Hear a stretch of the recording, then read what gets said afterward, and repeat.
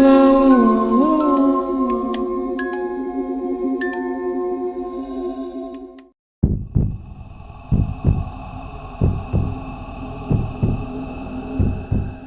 1. The Shadow of Black Hollow Forest. As a park ranger, you've seen it all, or so you thought. The sun dipped low over Black Hollow Forest, painting the treetops with hues of amber and gold. Ranger Daniel Forrester leaned against his truck, watching the last stragglers leave the park's entrance. He loved these quiet moments when the world seemed at peace. Yet, tonight felt different. The air was heavy, carrying an unnatural chill. Daniel sighed, grabbed his flashlight, and began his nightly patrol. Black Hollow had its share of legends. Whispers of strange shadows that stalked hikers, unnatural howls echoing in the dead of night, and something more sinister. 2 miles into his route, he noticed something strange. The usually bustling nocturnal wildlife was eerily silent. No rustling leaves, no chirping crickets, just oppressive stillness. His boots crunched against the gravel path as he approached one of the park's older trails, known as Shadow's Pass. Few ventured here, even during the day, claiming it felt wrong, as if the forest was watching them. A faint metallic smell wafted through the air. Daniel's stomach twisted. Following the scent, his beam fell on a scene that made his blood run cold. A deer lay sprawled across the path, its body mangled, claw marks etched deep into its flesh. But it wasn't the sight of the kill that unnerved him. It was the strange symbols carved into the ground around it, spiraling patterns that seemed to pulse faintly in the light. "What the hell?" he muttered, instinctively reaching for his radio. A low growl rumbled from the darkness beyond his flashlight's reach. Daniel froze. Slowly, he swept the beam across the tree line. The light caught something, a pair of glowing amber eyes, unblinking and fixed on him. Whatever it was massive. The outline revealed broad shoulders, elongated limbs, and claws that glinted like obsidian. "Back off," Daniel shouted, his voice breaking the silence. The creature didn't move. It simply stared, its growl rising into a guttural snarl. Then, in a horrifying blur, it charged. Daniel barely had time to dive out of the way. The beast slammed into the ground where he'd stood, sending dirt and debris flying. His flashlight tumbled, its beam flickering wildly before settling on the creature. It stood upright now, towering over him, fur black as night, its face a grotesque mix of canine and humanoid features. Adrenaline surged through Daniel as he scrambled to his feet. He fumbled for the flare gun strapped to his belt and fired. The flare hissed through the air, bathing the forest in crimson light. The creature recoiled, letting out a bone-chilling screech before retreating into the shadows. Heart-pounding, Daniel didn't waste a second. He bolted down the trail, his flashlight swinging wildly.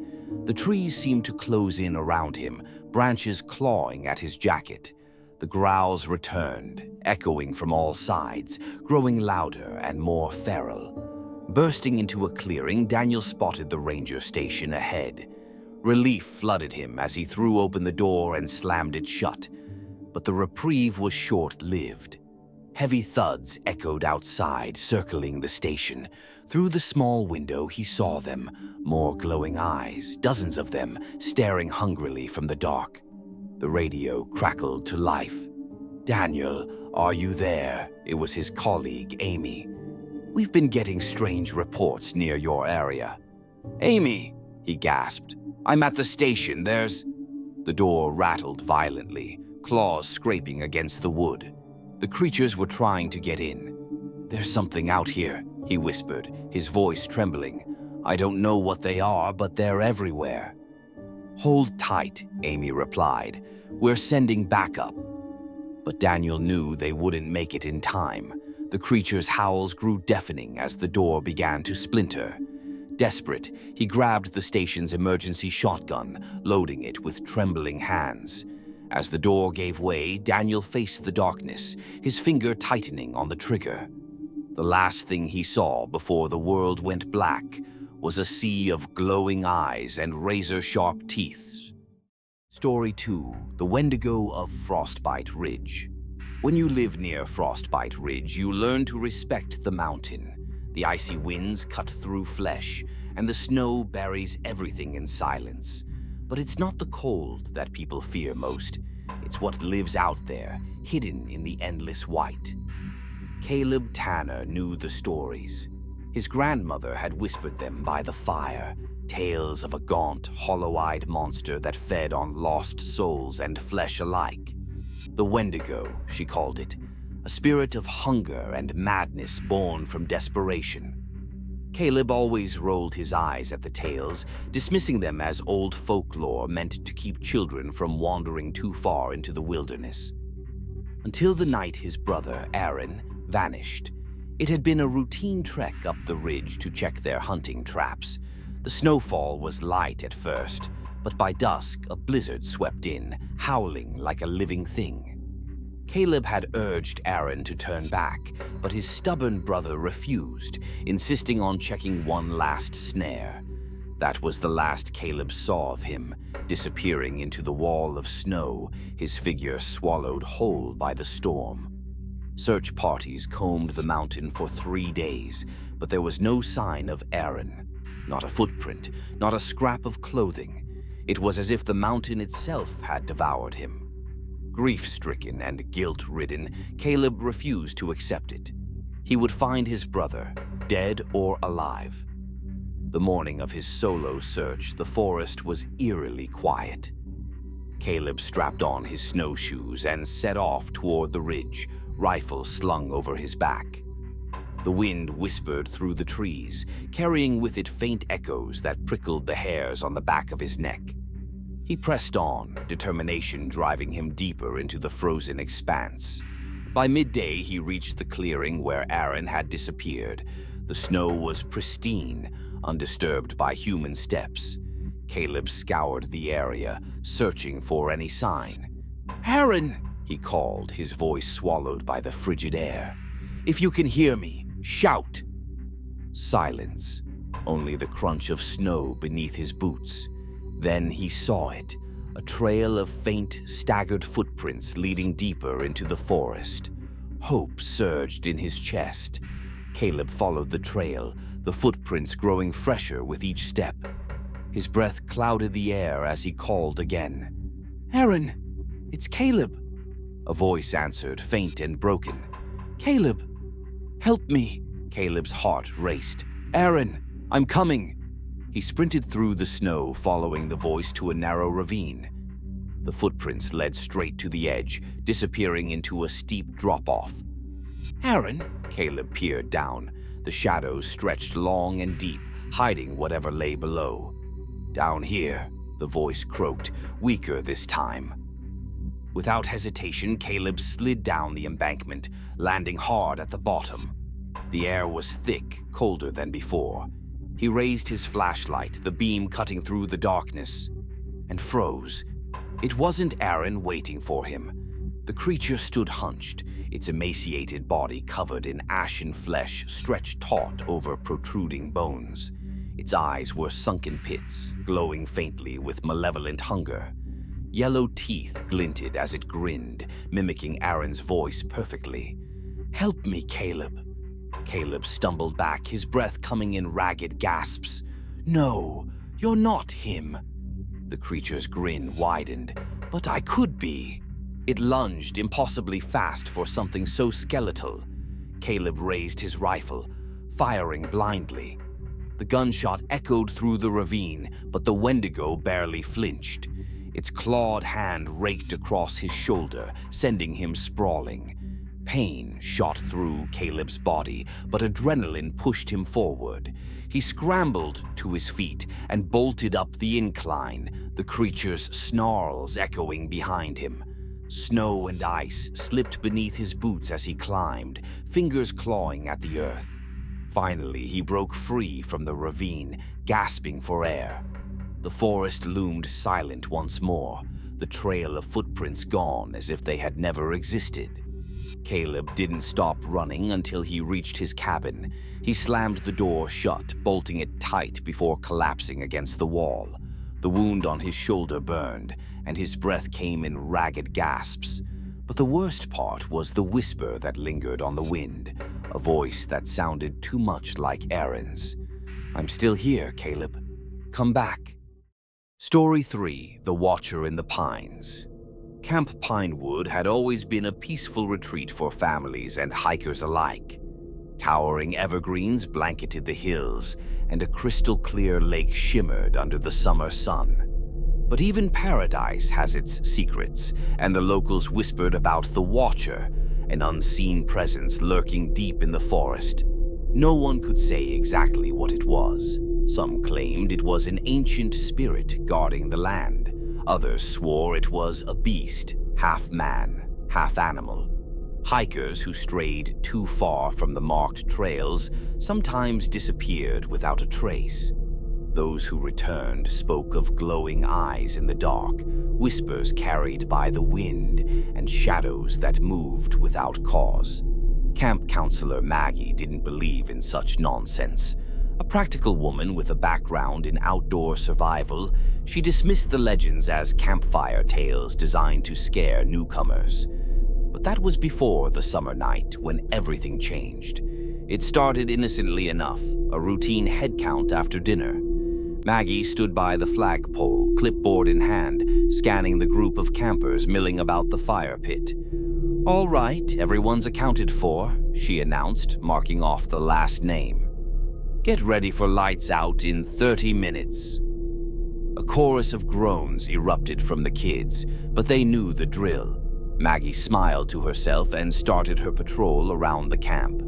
The night air was cool, carrying the scent of pine and damp earth. The forest loomed beyond the cabins, dark and silent. As she passed the edge of the clearing, a strange rustling caught her attention. Maggie paused, listening. It wasn't the usual shuffle of nocturnal animals. This was deliberate, heavy footsteps pacing just beyond the tree line. "Hello," she called out.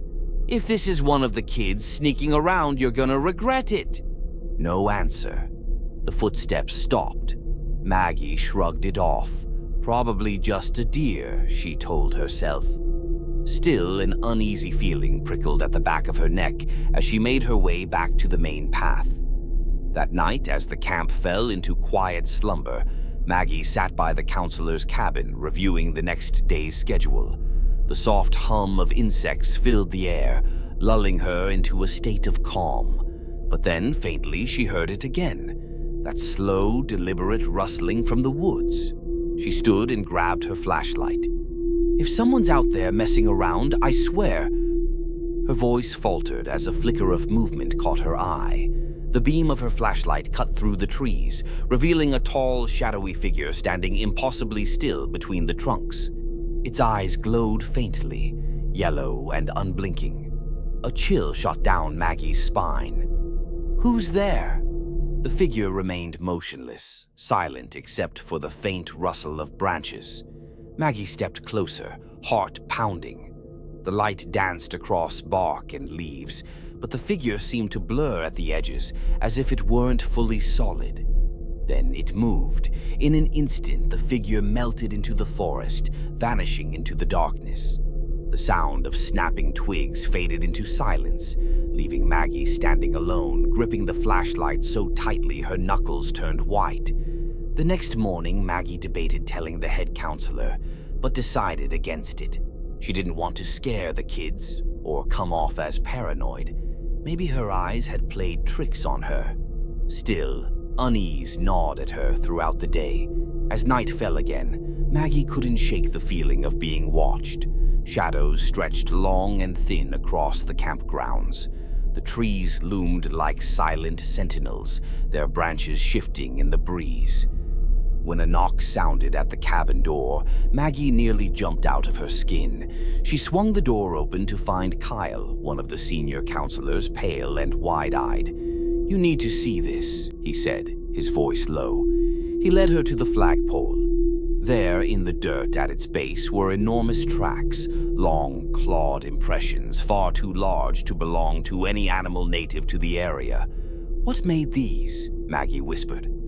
Kyle shook his head. "I don't know, but there's more." He pointed to the tree line where deep gouges marred the bark, as if something had raked its claws across the wood. The forest was silent again, oppressive in its stillness. "We're not alone out here," Kyle muttered. Maggie nodded, her resolve hardening. "Whatever it is, we'll deal with it." But deep down, she knew the Watcher had already made its claim. Story 4. Dogman of the Silent Highway. The long stretch of State Route 22 cut through miles of dense forest, winding through a desolate landscape with few signs of civilization. Locals called it the Silent Highway, notorious for strange disappearances, phantom lights, and hushed tales of something far more sinister. Stories whispered over campfires about a creature that stalked the woods by night. They called it the Dogman, a hulking half-wolf beast with an eerie intelligence and a hunger that couldn't be sated. Ethan Cross, a long-haul truck driver, didn't buy into local folklore. Monsters were for kids and movies, not seasoned drivers who spent countless nights on the road. He'd seen enough weirdness, freak weather, strange accidents, but nothing supernatural. That night, though, the highway had its own plans for him. The clock on the dash read 2:13 a.m. as Ethan barreled down the empty road, his headlights slicing through the thick veil of darkness. The CB radio crackled with static, and the hum of the engine droned in his ears. The surrounding forest loomed like a wall on either side of the road, suffocating in its silence. Then, without warning, a figure darted across the road. Ethan slammed on the brakes, tires screeching as the truck skidded to a halt. His heart pounded against his ribs. The figure, large and fast, vanished into the trees before he could get a good look. "What the hell was that?" he muttered, wiping sweat from his brow. Deer were common, sure, but this had been no deer. It moved on two legs. He shook his head, trying to dismiss the unsettling thought. Shifting the truck back into gear, he continued down the highway, but the unease lingered. The shadows seemed thicker now, pressing against the windshield, and the forest felt alive with unseen eyes watching his every move. A low growl broke through the static on the CB radio. Ethan frowned, turning the volume knob. The growl deepened, distorted but unmistakably animalistic. His grip on the wheel tightened. "Faulty signal," he muttered, though his voice lacked conviction. Then came the pounding, heavy thuds against the side of the truck. Ethan's pulse quickened. He glanced at the side mirrors, but there was nothing there, just darkness stretching endlessly. The pounding stopped as abruptly as it began, leaving an eerie quiet in its wake. Suddenly, the truck lurched as though something massive had landed on the roof.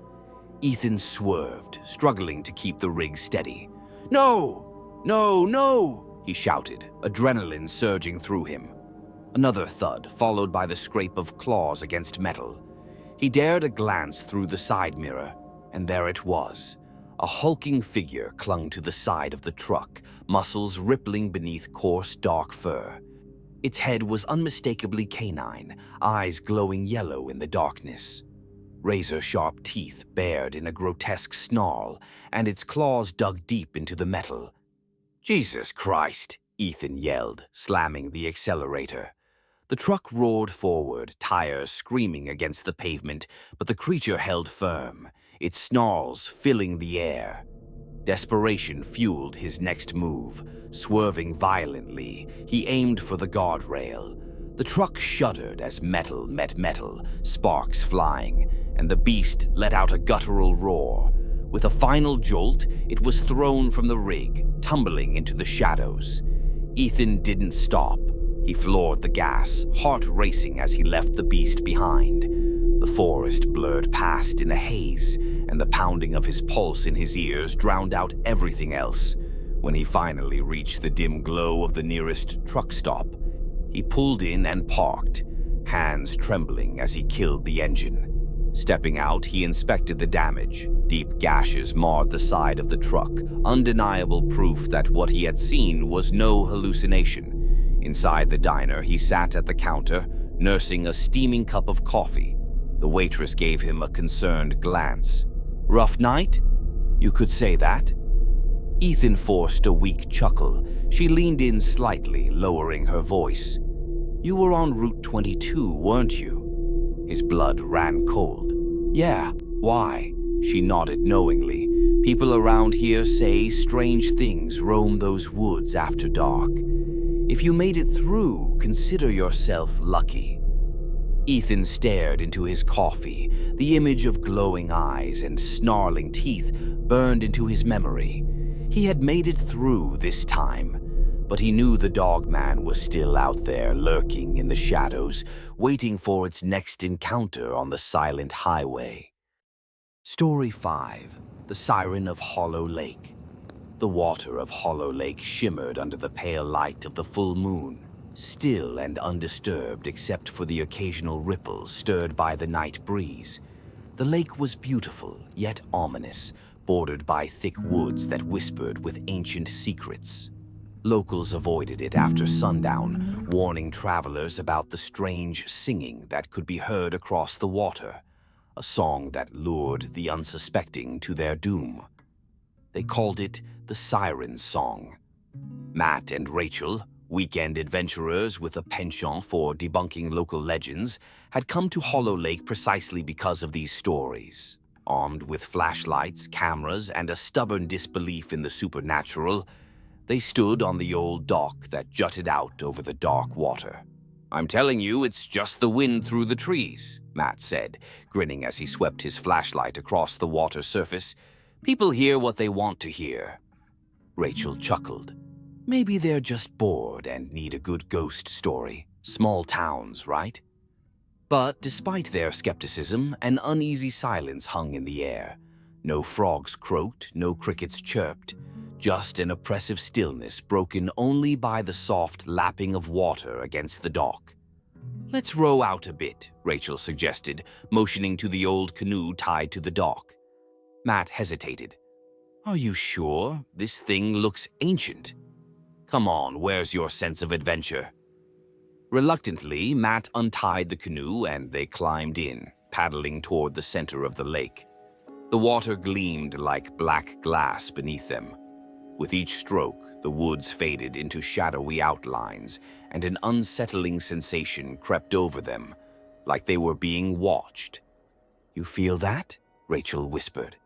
Matt nodded, his confidence wavering. "Yeah, feels weird out here." Then they heard it, a soft melodic hum drifting across the water. The notes were haunting yet beautiful, weaving through the night like silk. Rachel's paddle stilled. "Do you hear that?" she asked breathlessly. Matt's brow furrowed. "Probably just wind," he muttered, though his voice lacked conviction. The humming grew louder, morphing into an ethereal song that echoed through the night.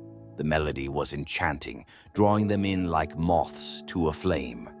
Rachel's eyes glazed over as if she were lost in the sound. "It's beautiful," she murmured, leaning toward the water.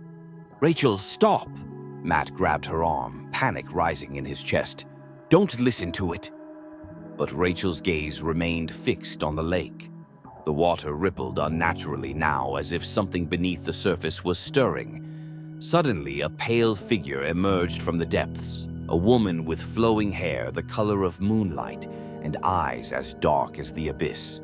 Her skin glowed faintly in the dim light, and her lips curved into a haunting smile.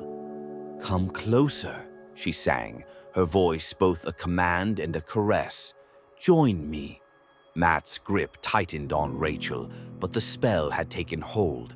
"Rachel, snap out of it!" "I have to go to her," Rachel whispered, her body moving of its own accord. Desperate, Matt shook her, shouting, "No, it's not real!" The siren's smile faltered, turning into a sneer. Her song twisted, becoming sharp and discordant, filled with anger. The canoe rocked violently as unseen waves churned around them. "You will not leave," the siren hissed, her eyes blazing with fury. "You are mine now." Matt fought to keep the canoe steady, heart pounding. "Rachel, fight it. It's not real." For a moment, Rachel's expression flickered, confusion breaking through the trance. Seizing the chance, Matt grabbed the paddle and struck the water hard, creating a splash that disrupted the siren's reflection. The song faltered, and the creature let out a screech that echoed across the lake. Rachel gasped as if waking from a nightmare. "Matt, what happened?" "No time to explain. We have to go." They paddled frantically back to shore, the siren's wails reverberating behind them. The lake churned violently, but the canoe held steady as they reached the dock and scrambled out onto solid ground. Breathless and shaken, they stared back at the dark water. The lake had returned to its eerie stillness, as if nothing had happened. "Was that?" Rachel began, her voice trembling. "Yeah," Matt cut in. "Let's not come back to Hollow Lake." Rachel nodded fervently. Agreed. As they hurried back toward their car, neither noticed the faint melody that lingered on the wind, a promise that the siren of Hollow Lake would wait for their return. Story 6. The Park Ranger's Last Patrol. The sun dipped below the horizon, casting long shadows over Blackwood National Park. Ranger Tom Hayes, a seasoned veteran with over 2 decades of service, made his final rounds for the evening. The thick canopy overhead darkened the winding trails, and the scent of pine mingled with damp earth. Blackwood was beautiful by day, but at night it became a different place, silent, foreboding. Local legends spoke of strange happenings deep within the forest, ghostly apparitions, vanishing campers, and something darker, something that moved in the shadows and hunted after dark. Tom never put stock in campfire tales, bears and mountain lions, sure. But monsters? No. He carried his rifle for the real threats, not figments of overactive imaginations. Still, the forest felt off tonight. The usual night sounds were absent. No owls hooting, no rustle of nocturnal creatures. Only an oppressive, unnatural silence. Tom radioed the station. "Hayes here.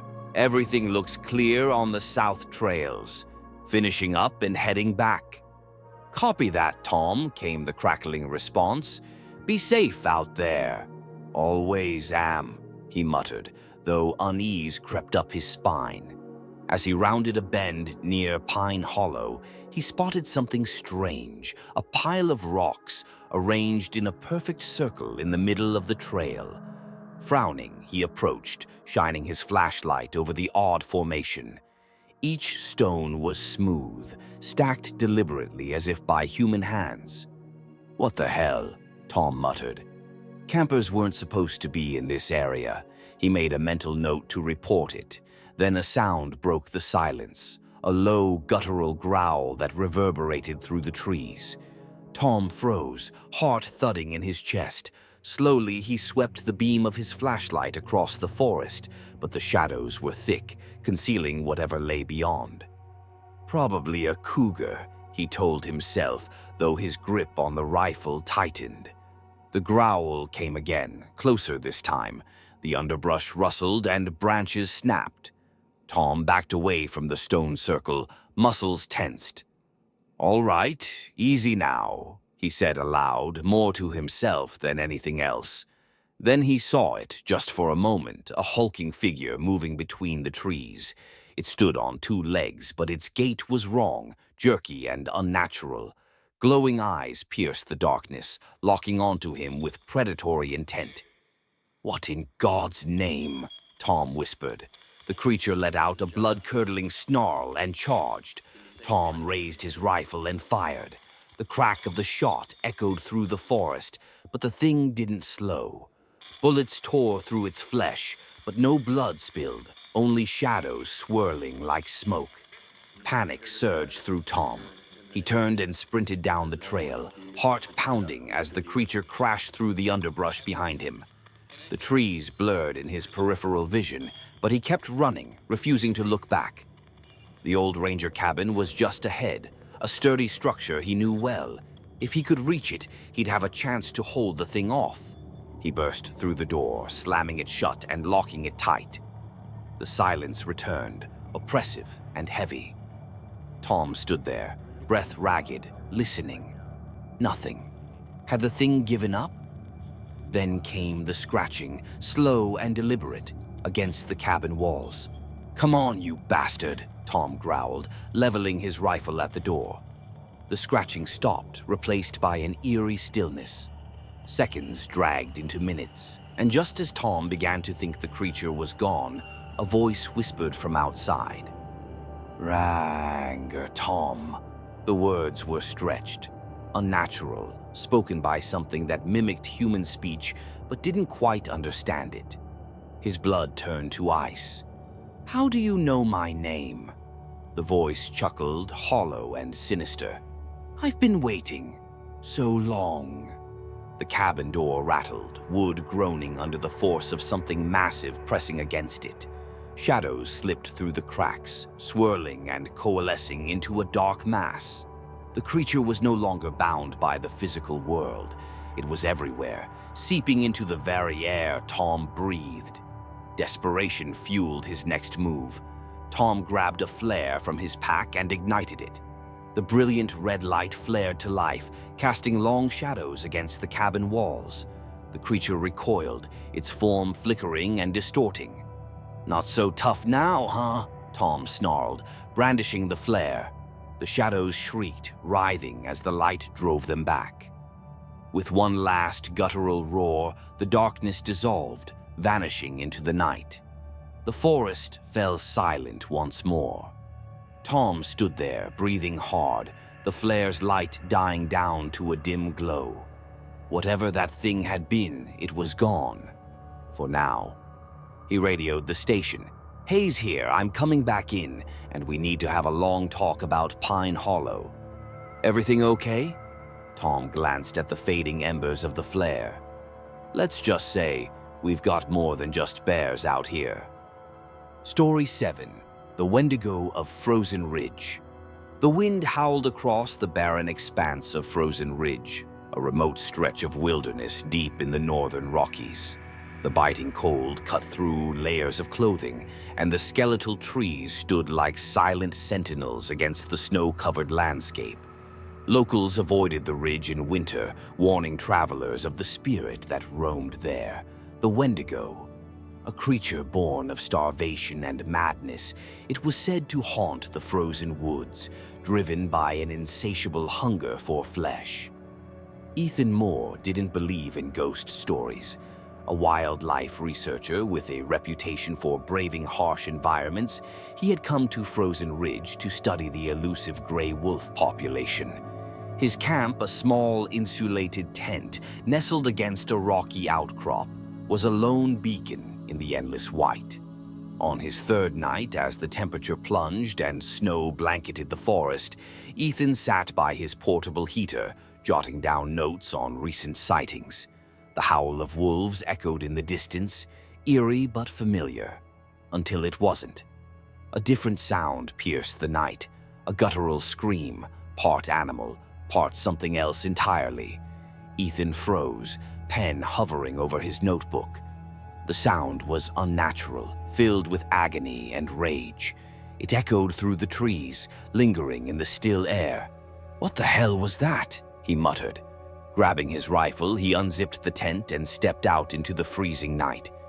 The snow reflected the pale light of a waning moon, casting long shadows across the landscape. The trees creaked under the weight of ice, but otherwise the forest was eerily silent. Another scream rang out, closer this time. Ethan's grip tightened on the rifle as he scanned the tree line. His breath clouded the air, heart pounding against his ribs. A figure moved between the trees, tall and emaciated with unnaturally long limbs. Its skin was pale, stretched taut over sharp bones, and its eyes glowed faintly in the dark. Ethan's rational mind scrambled for explanations. A bear, maybe? No. Bears hibernated in winter. A starving animal. Possible, but this thing was too large, too wrong. Then it spoke, its voice a chilling rasp carried by the wind. Flesh. Ethan stumbled back, disbelief warring with fear. The creature stepped into the clearing, revealing its full form, a grotesque hybrid of human and beast, lips pulled back to expose jagged teeth. "Stay back," Ethan shouted, raising his rifle. The creature let out a guttural snarl, but didn't stop. Ethan fired a shot, the crack shattering the stillness. The bullet struck the beast's shoulder, but it barely flinched. Instead, it threw back its head and let out a scream that rattled the trees. Panic surged through Ethan. He fired again and again, but the creature kept advancing, relentless and undeterred. Desperate, he turned and sprinted toward the ridge, snow crunching beneath his boots. The creature's footsteps thundered behind him, impossibly fast despite its skeletal frame. The ridge loomed ahead, a sheer drop into darkness.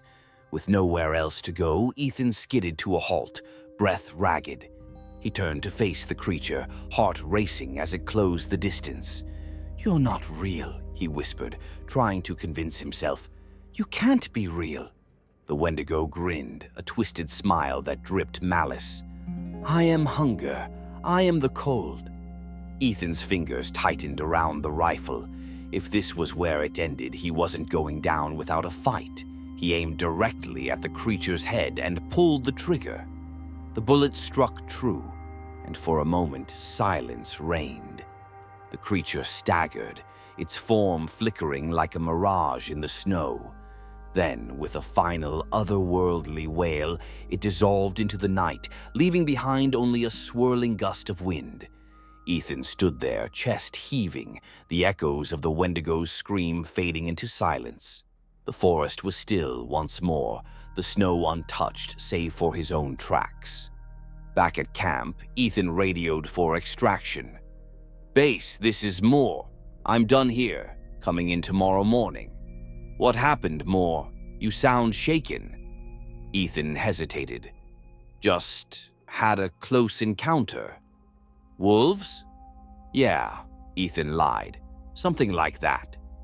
As he packed his gear, the memory of glowing eyes and twisted limbs haunted his thoughts. He knew the truth, and that the Wendigo would always roam Frozen Ridge, waiting for the next unfortunate soul who ventured too close. Story 8. The Whispering Trees of Ravenswood Hollow. Ravenswood Hollow was a secluded patch of ancient forest tucked away in the Appalachian Mountains.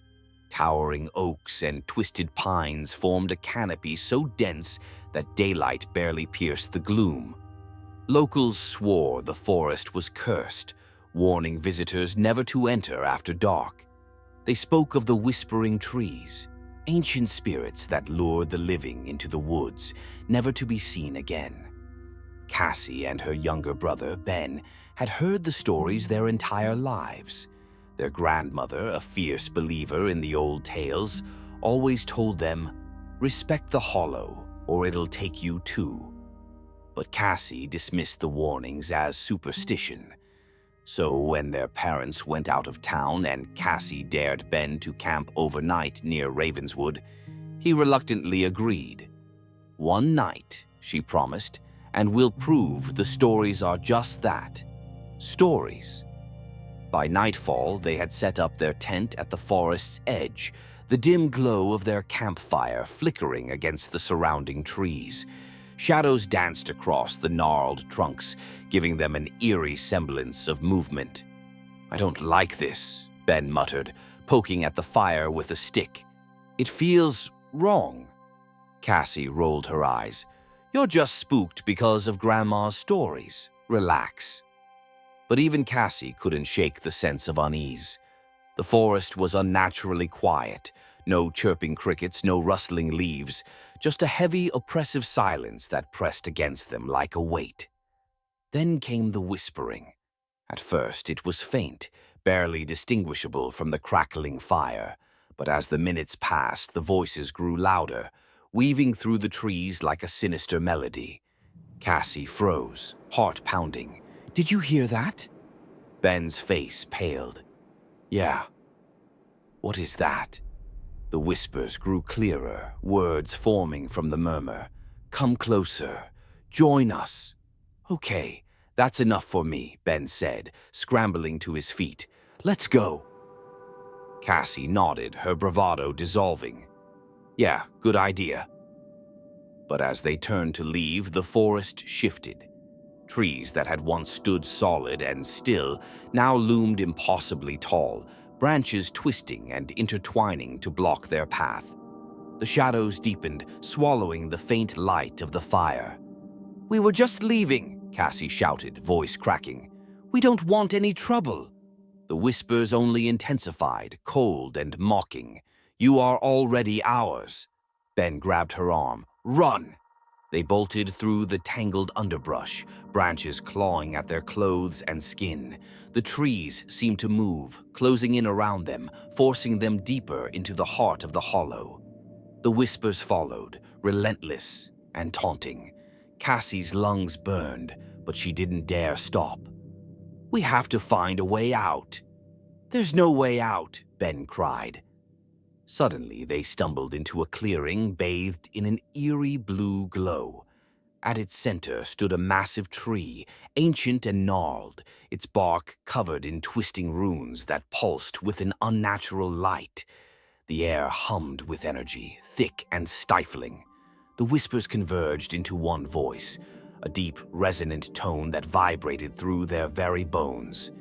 "Kneel before the heart of the hollow." Cassie shook her head fiercely. "No, we're not staying here." Ben grabbed her hand. "We can't fight this. Just don't let go." Together, they turned and ran, the air around them growing colder with each step. The trees lashed out, branches swiping like grasping hands, but they pushed on, fueled by sheer desperation. Behind them, the ancient tree groaned, its voice echoing with fury. "You cannot escape." But then a break in the trees appeared, a narrow path leading out of the clearing. Cassie and Ben didn't hesitate. They sprinted toward it, the light fading as they burst through the forest's edge and stumbled onto an open field. They collapsed onto the ground, gasping for breath. The forest loomed behind them, silent and still once more. Ben shuddered. "We're never going back there." Cassie nodded, trembling. "Not ever."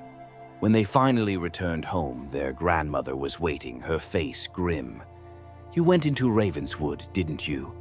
Neither of them answered, but their haunted expressions spoke volumes. "You're lucky you got out," she whispered, "but the hollow never forgets." Cassie and Ben knew then that the stories were no mere legend. The hollow was alive, ancient, and vengeful, and it was waiting for the day when they might dare to return. Story 9. The Dogman of Blackstone Trail.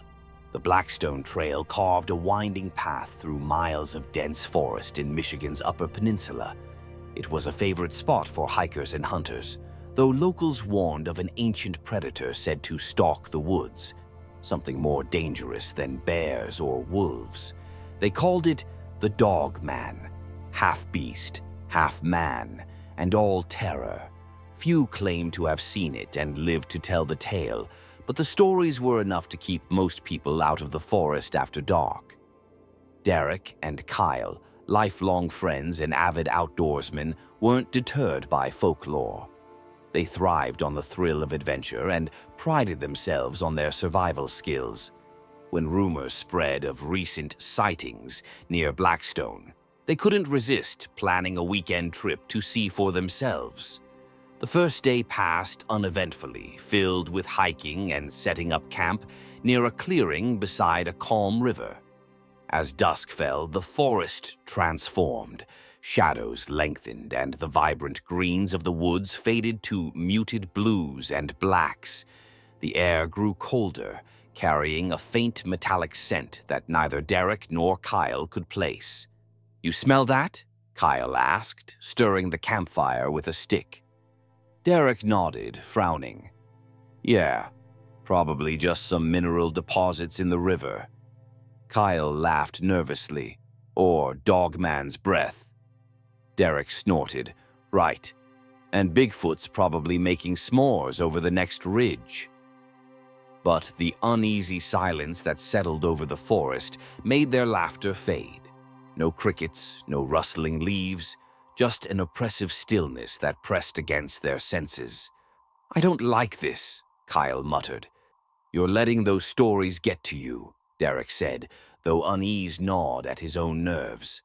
Relax.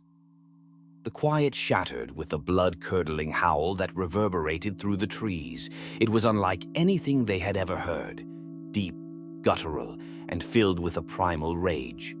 That wasn't a wolf, Kyle whispered, eyes wide. Derek stood, gripping his hunting knife. Stay by the fire. Kyle pulled his rifle closer. You think I'm leaving this thing for a campfire story? The howl came again, closer this time. The underbrush rustled, branches snapping under the weight of something large. The firelight flickered against the darkness, casting long, shifting shadows. Then they saw it.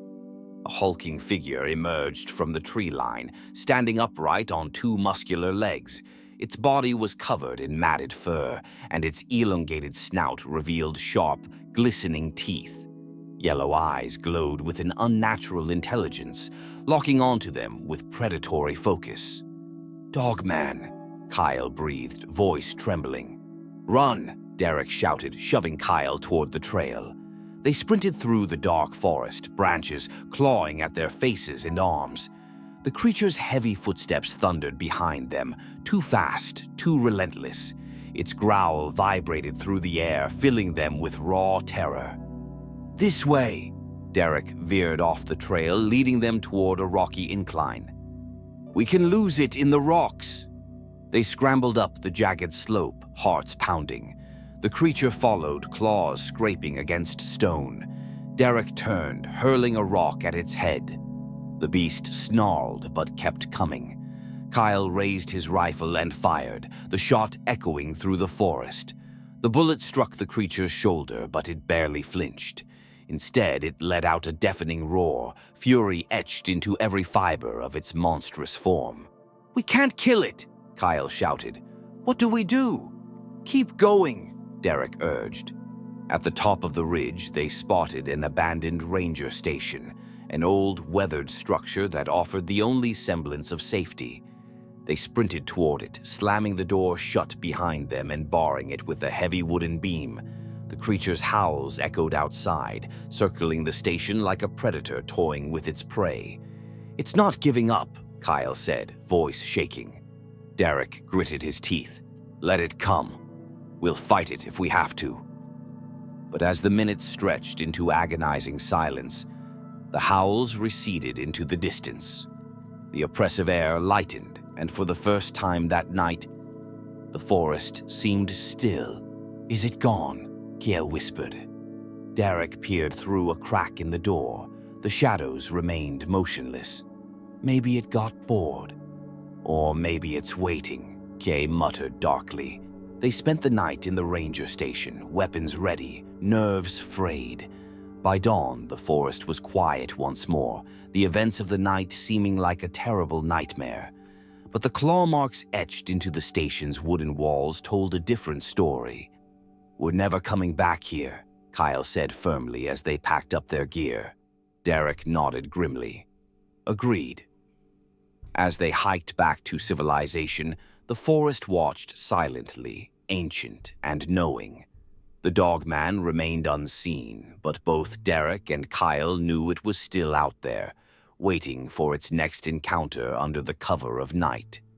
Story 10. The Vanishing Campers of Hollow Creek. Hollow Creek was a hidden gem for nature lovers, nestled deep in the Oregon wilderness, surrounded by towering redwoods and crystal-clear streams. But the serenity of the landscape hid a sinister past.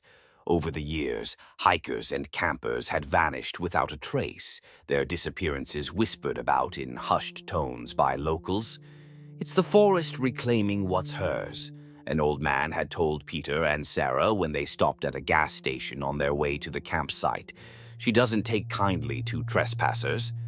Peter had laughed it off. It's just a forest, he said, dismissing the warning. Sarah, more cautious by nature, frowned. Maybe we should camp somewhere else. We'll be fine. Peter assured her. It's just a spooky story to scare tourists. By sunset, they had set up their tent near Hollow Creek.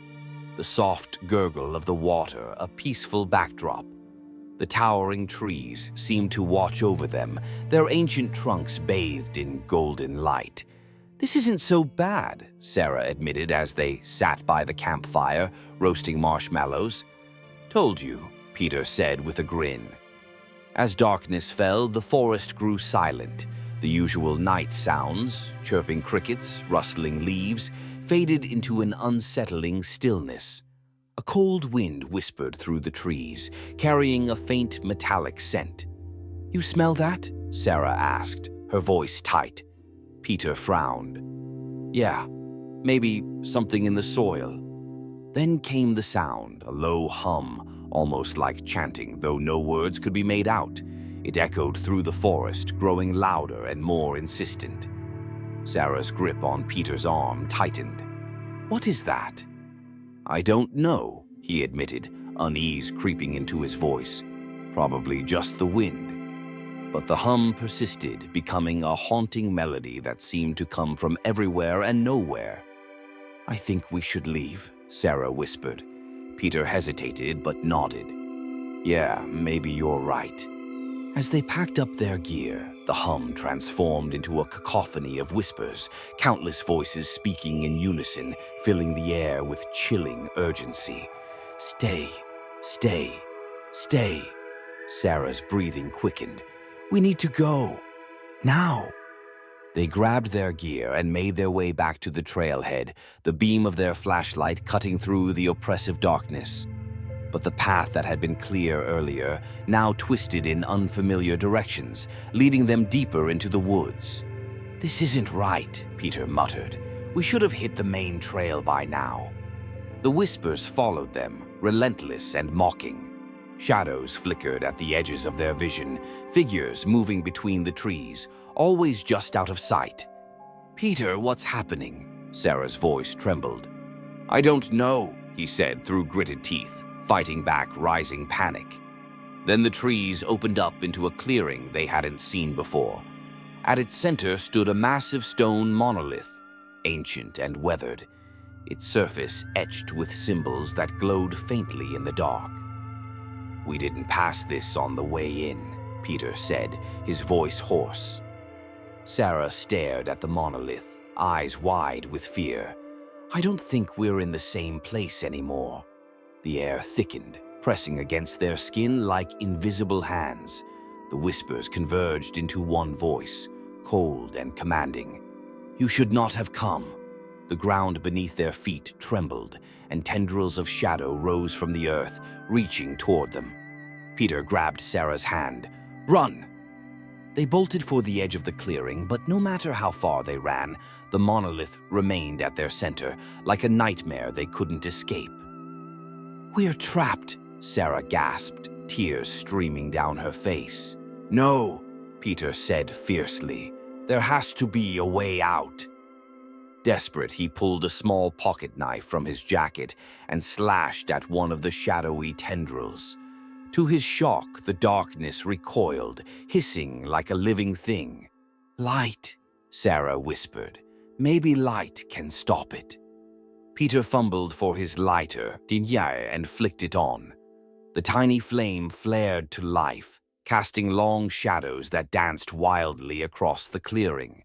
The tendrils hissed and shrank back, their grip weakening. It's working, Sarah said. They pressed forward, the flame driving back the shadows inch by inch. The whispers grew frantic, disjointed, but their grip on reality weakened as the oppressive force lifted. Suddenly, they broke through the clearing and stumbled onto the familiar trailhead. The monolith and tendrils were gone, as if they had never existed. Panting, they leaned against a tree, hearts racing. "We made it," Peter whispered in disbelief. Sarah shook her head. "We'll never come back here, ever." Peter nodded grimly. Agreed. As dawn broke and they made their way back to civilization, neither spoke of what they had seen. But deep in Hollow Creek, the ancient voices waited, patient and eternal, for the next unsuspecting souls to wander too close. Story 11. The Shadows Beneath Stillwater Lake. Stillwater Lake was a serene expanse of water surrounded by thick pine forest. It drew campers, hikers, and fishermen year-round. Despite its beauty, locals spoke in hushed tones about strange disappearances and chilling encounters. Legends claimed something ancient and malevolent dwelled beneath its glassy surface, waiting for anyone foolish enough to linger too long by the water after dark. Brandon, Ellie, and Marcus were no strangers to the area, having camped there many times without incident. They dismissed the eerie stories as folklore, designed to keep children from wandering too close to the water. That summer weekend, they set up camp by the lake's edge, eager for 2 nights of fishing and relaxation. The first day was uneventful. They spent the afternoon fishing from the dock, chatting and enjoying the warm breeze. As the sun dipped below the horizon, painting the sky in hues of gold and crimson, they built a fire and settled in for the night. "Still think this place is cursed?" Brandon teased, tossing another log onto the flames. Marcus shrugged. "Nope, just peaceful and quiet." Ellie leaned back in her chair. "Exactly. People need to stop scaring themselves with ghost stories." But as the night wore on, an unsettling stillness fell over the campsite. The usual chorus of frogs and crickets vanished, leaving only the crackling of the fire. A thick mist crept across the surface of the lake, swirling in strange patterns illuminated by the moonlight. Ellie shivered. "Is it just me, or did it get really quiet?" Brandon frowned. "Probably just the weather. Mist like that can mess with sound." But Marcus stood, eyes narrowed toward the lake. "Guys, look at the water." The surface, once smooth and reflective, now rippled despite the absence of wind. Dark shapes swirled just beneath the surface, moving with unnatural precision. "What is that?" Ellie whispered. Brandon grabbed a flashlight and aimed it at the lake. The beam cut through the mist, revealing shadows shifting and writhing in the depths. For a moment, one of the shapes rose closer to the surface, and they caught a glimpse of something pale and humanoid, its eyes glowing faintly beneath the water. "That's not a fish," Marcus said, stepping back. The water stilled for a moment, but then a low, resonant hum vibrated through the air. It seemed to come from the lake itself, growing louder with each passing second. The mist thickened, curling toward the shore like reaching fingers. "We need to go inside the tent," Ellie said, voice trembling. They hurried into the tent and zipped it shut. The hum outside continued, punctuated by splashes as though something massive was surfacing and submerging in the lake. The ground beneath them seemed to tremble, and the mist pressed against the tent walls. "This is insane," Brandon whispered. "What the hell is happening?" "I don't know," Marcus said, "but I think it wants us gone." Suddenly, the tent shuddered violently, as if something had struck it from the outside. Ellie screamed, clinging to Marcus. Brandon grabbed a hunting knife from his bag. "We can't stay in here," Marcus said. "We need to make a run for the car." "No way we'll find the path in this fog," Brandon argued. "We're better off waiting it out." Before they could decide, the humming ceased, plunging the campsite into eerie silence once more. The mist thinned, revealing the lake's surface once again smooth and undisturbed. Cautiously, Brandon unzipped the tent flap and peered outside. The fire had burned down to embers, but nothing seemed out of place. "Maybe it's over," Ellie said, her voice shaky. "I'm not sticking around to find out," Marcus muttered. "Let's pack up and leave." They quickly dismantled the camp, hearts racing as they kept glancing toward the lake. The shadows had vanished, but the oppressive feeling lingered in the air. As they loaded the last of their gear into the car, Marcus froze. "Guys, look!" In the moonlit reflection of the lake, dark figures stood along the water's edge, watching them silently. Their forms shimmered like shadows given substance, their glowing eyes fixed on the campers. "Drive!"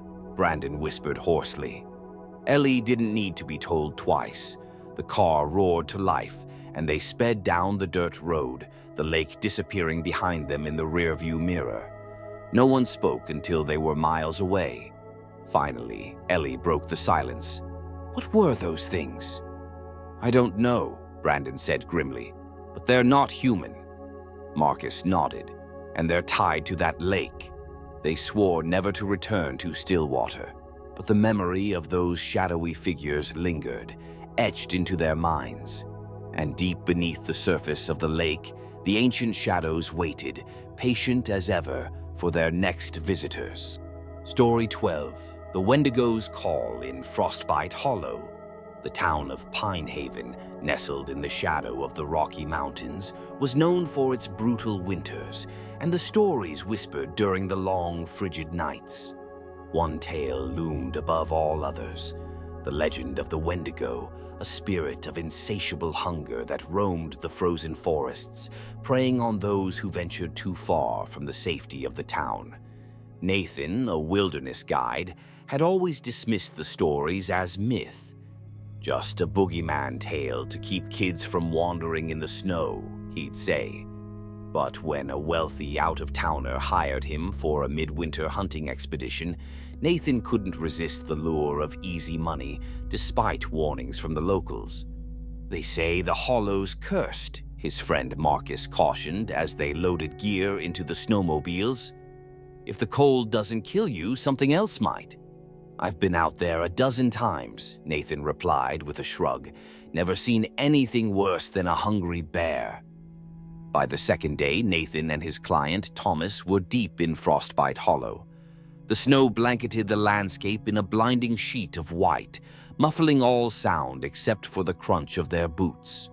The trees stood tall and skeletal, their branches heavy with ice. "You sure there's elk around here?" Thomas asked, his breath fogging in the icy air. "Plenty of tracks," Nathan assured him, gesturing to faint imprints in the snow. But as they followed the trail deeper into the forest, Nathan couldn't shake a growing sense of unease. The wind carried a low, mournful howl that seemed almost human. "We should head back soon," Nathan said, glancing at the darkening sky. Thomas scoffed. "We've still got daylight." "Daylight fades fast out here," Nathan warned. Reluctantly, Thomas agreed and they turned back toward camp. But the trail seemed unfamiliar, twisting paths through endless trees that blurred together in the dimming light. "We didn't come this way," Nathan muttered, scanning the horizon for landmarks. "Are we lost?" Thomas demanded. "No," Nathan said, more to convince himself than Thomas. "We just need to keep moving." But then they saw it, a tall, gaunt figure at the edge of the clearing, its limbs impossibly long and covered in frostbitten flesh. Hollow eyes stared from a face stretched taut over bone, and its mouth curled into a grotesque grin. Nathan's breath caught in his throat. "Get behind me." Thomas raised his rifle, but Nathan grabbed his arm. "No sudden moves." The creature let out a guttural hiss, its voice echoing through the frozen air. "Hunger! Endless hunger!" Thomas panicked, firing a shot that echoed through the forest. The bullet struck the creature's chest, but it didn't flinch. Instead, it surged forward, moving with unnatural speed. "Run!" Nathan shouted, shoving Thomas ahead. They sprinted through the snow, the creature's footsteps thudding behind them. The cold burned their lungs, and the biting wind stung their skin. Nathan's heart pounded as they dodged between trees, desperate to put distance between them and the thing hunting them. but the forest twisted and shifted, every path leading them in circles. No matter how far they ran, the creature's presence lingered, an oppressive shadow that pressed against their senses. "We can't keep running," Thomas gasped, collapsing against a tree. Nathan scanned the area and spotted a rocky overhang. "There, we can hide."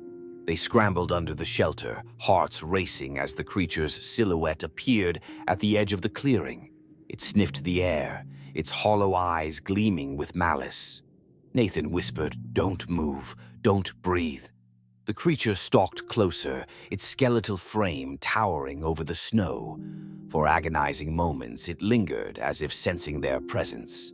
Then, with a chilling howl, it turned and disappeared into the forest. They stayed under the overhang until the sky began to lighten, the first rays of dawn breaking through the trees. "Is it gone?" Thomas whispered. "I think so," Nathan said, though his gut told him otherwise. They emerged from the shelter and retraced their steps to camp, every creak of ice and snap of a branch setting their nerves on edge. When they finally reached town, Marcus was waiting for them, eyes wide with disbelief. "You made it back?" he asked, shaking his head. "I thought the hollow took you." Nathan's expression was grim. It nearly did. From that day forward, Nathan never ventured into Frostbite Hollow again. And though Thomas returned to the city, he carried the haunting memory of hollow eyes and endless hunger, knowing that somewhere in the frozen wilderness, the Wendigo still roamed, waiting for its next prey. Story 13. The Curse of Black Hollow Mine. Black Hollow Mine had long been abandoned, left to decay in the mountains of Colorado after a series of unexplained accidents forced the owners to seal it shut over a century ago. The miners whispered tales of strange shadows and voices calling from deep within the earth. Some said the mine had become a gateway to something far older and far darker than anyone could comprehend. But curiosity has a way of luring people where they shouldn't go. Mia and her friends, Ryan, Lucas, and Jess, had heard the stories all their lives. Locals warned of bad luck and cursed ground, but that only fueled their desire to explore the forgotten tunnels. Armed with flashlights, climbing gear, and a thirst for adventure, they made their way to the old mine one crisp autumn afternoon. "Creepy, but kind of cool," Ryan said, running his hand over the rusted gate that blocked the entrance. Lucas grinned. "Bet it's just bats and old rocks in there." "Or restless spirits," Jess teased, waggling her fingers dramatically. Mia, the most skeptical of the group, shook her head. "We'll see about that." They pried open the gate, the rusted hinges groaning in protest, and stepped into the gaping darkness. The air inside was cold and stale, carrying the faint scent of decay. Dust particles danced in the beams of their flashlights as they descended deeper into the mine. "This place gives me the creeps," Jess muttered. "You're just spooked by the stories," Lucas said dismissively. "Nothing's down here but history." But as they ventured farther, the atmosphere grew oppressive. The walls seemed to close in around them, and the rhythmic dripping of water echoed like a heartbeat. "Hey, did you hear that?" Ryan whispered suddenly, stopping in his tracks. "Hear what?" Mia asked, her voice steady despite the unease prickling her skin. "Voices," he said, shining his flashlight into the darkness ahead, "like whispering." The others strained to listen, but heard only silence. "Maybe it's the wind through the tunnels," Lucas suggested, though his usual bravado faltered. They continued, but the tension thickened with each step. Shadows flickered at the edges of their flashlights, and faint whispers seemed to rise and fall, indistinct but persistent. Jess grabbed Mia's arm. "Let's turn back. I don't like this."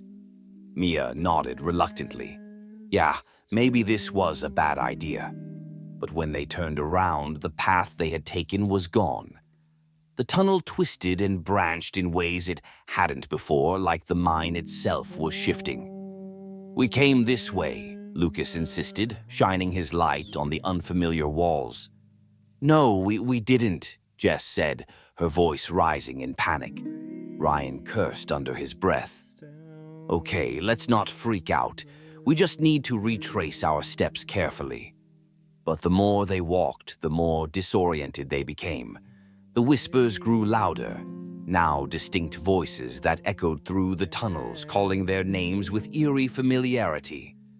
"Mia, Jess, come closer." "Stop it," Jess shouted. "Who's there?"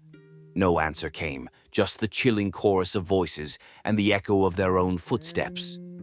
"We need to get out of here," Mia said firmly. "Agreed," Ryan said. "We stick together and—" His words cut off as a deafening crash sounded behind them, the tunnel trembling as loose rocks tumbled from the ceiling.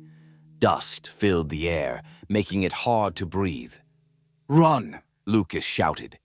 They sprinted through the twisting corridors, their flashlights bobbing wildly. The whispers turned into a cacophony of screams, and shadowy figures loomed in the periphery, shifting and writhing like living nightmares. Ahead, a faint glimmer of light appeared, a potential exit. Hope surged through Mia as they raced toward it, the oppressive darkness clawing at their heels. "Almost there," Ryan urged. But as they reached the light, it flickered and dimmed, revealing only another dead-end wall. The tunnel was sealed behind them, trapping them in a narrow space where the air grew colder by the second. "What the hell is happening?" Jess sobbed.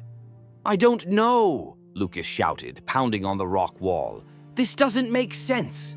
Suddenly, the whispers fell silent, replaced by a deep guttural growl that reverberated through the cavern. A cold wind swept through the tunnel, extinguishing their flashlights one by one until only darkness remained. In the suffocating void, Mia felt something brush past her, a presence cold and ancient. It whispered directly into her ear. "You should never have come here." Their screams echoed through the mine as the darkness swallowed them whole. The following spring, a rescue team ventured into Black Hollow Mine after reports of missing hikers. They found no trace of Mia, Ryan, Lucas, or Jess. Only their abandoned gear scattered near the sealed entrance. And though the mine remained quiet under the mountain's shadow, the locals knew better. The shadows within were merely waiting for their next visitors. Story 14. The Forgotten Ones of Ravenwood Asylum. Ravenwood Asylum had been abandoned for decades, standing as a crumbling reminder of the horrors once housed within its walls. Local legends spoke of cruel experiments and unspeakable treatments performed on patients deemed untreatable by society. They whispered of shadows that moved without form and voices that cried out in agony long after the last doctor left and the doors were bolted shut. Despite the warnings, a group of paranormal enthusiasts led by Claire, her boyfriend Jake, and their friends Ava and Mason decided to investigate the asylum for their online channel. Ravenwood's a goldmine for paranormal content, Jake had insisted. "It'll be epic." "Epic or dangerous," Ava muttered as they approached the rusted gate under a moonlit sky. The air felt heavy, thick with the weight of forgotten suffering. "Come on," Claire encouraged. "It's just an old building, nothing to be scared of." They forced the gate open with a loud groan and made their way up the cracked pathway to the asylum entrance. Vines twisted over shattered windows, and faded paint peeled from the brickwork. The wind howled through empty corridors, carrying with it faint echoes of the past. Inside, the smell of decay clung to the air. Their flashlights cast long beams of light over broken furniture, crumbling walls, and graffiti scrawled in desperate messages. "They never left, and help us." Jake grinned, the camera in his hand capturing every eerie detail. "Creepy, but perfect." Mason shook his head. "I'm not liking this place already." "Relax," Jake said dismissively. "It's just a building. No ghosts here." As they ventured deeper into the asylum, the atmosphere grew colder. Their footsteps echoed unnaturally loud in the vast emptiness. The air seemed to hum with an unseen energy, and shadows danced in the corners of their vision. In one of the larger rooms, a former common area, Jake set up his equipment. "Let's do an EVP session," he suggested, eager to capture any potential spirit voices. Claire nodded, sitting cross-legged on the dusty floor. "If anyone's here, we just want to talk," she called into the stillness. "Can you give us a sign?" For a long moment, there was only silence. Then, from somewhere deep within the asylum, a faint metallic clanging echoed through the halls. Ava shuddered. "Okay, that was creepy," Jake smirked. "Probably just the wind rattling something." But the noise grew louder, rhythmic, and deliberate. It reverberated through the building, shaking loose dust from the ceiling. "That's not wind," Mason said, his voice taut with tension. Suddenly, a guttural moan echoed from down the hallway, followed by faint whispers that seemed to come from every direction. Claire's breath caught in her throat. "Who's there?" she called, her voice trembling. The whispers intensified, rising to a deafening cacophony. The temperature plummeted and a foul stench filled the air. "We need to go," Ava said urgently, backing toward the door. But as they turned to leave, the door slammed shut with a force that shook the walls. The shadows in the room coalesced into twisted, writhing forms, faceless figures whose presence radiated pure malevolence. "They never left," Claire whispered, her voice barely audible over the chaos. Jake aimed his camera at the spectral forms, though his bravado was gone. What are they?" "I don't care," Mason shouted. "We need to get out of here." The figures advanced, their movements jerky and unnatural. One of them reached for Ava, its shadowy hand passing through her chest. She gasped, collapsing to the floor as if the life had been drained from her. "Ava!" Claire screamed, rushing to her side. "We have to go, now!" Mason shouted, hauling Ava to her feet. They ran through the twisting corridors, the shadows pursuing them relentlessly. The asylum itself seemed alive, its walls narrowing and shifting to block their escape. Jake tripped, the camera skittering across the floor. As he scrambled to his feet, one of the shadow figures loomed over him, its eyeless face inches from his own. "Leave, or join us," it hissed. Jake bolted after the others, heart pounding in his chest. At last, they burst through the front doors, collapsing onto the cracked pathway outside. The air was suddenly clear and still, the oppressive presence of the asylum left behind. Ava coughed, shivering violently. What were those things?" "I don't know," Claire whispered, her voice shaking. Mason glared at Jake and, "This was a terrible idea."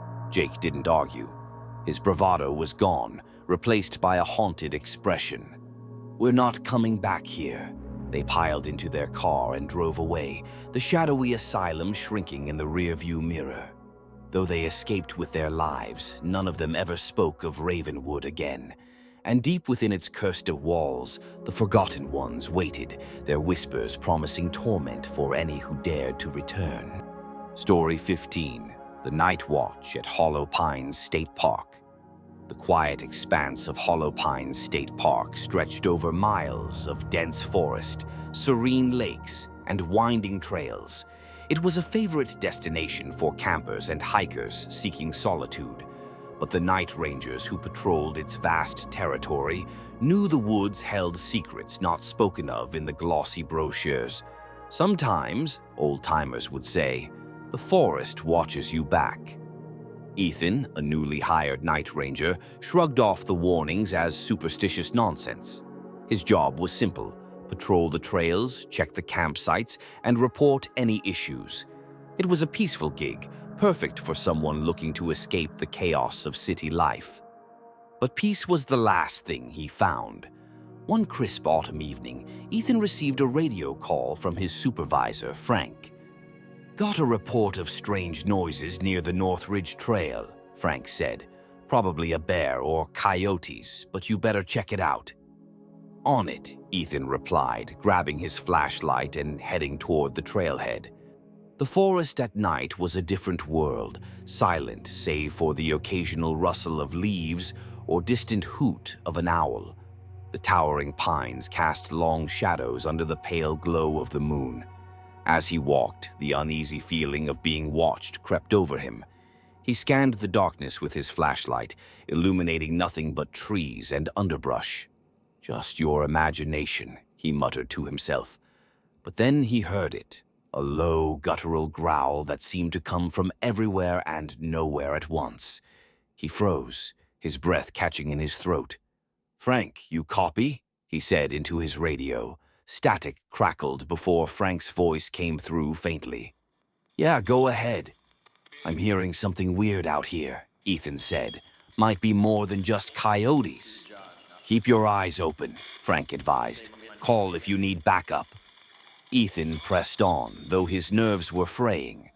The growl came again, followed by a series of sharp clicks, like bones snapping.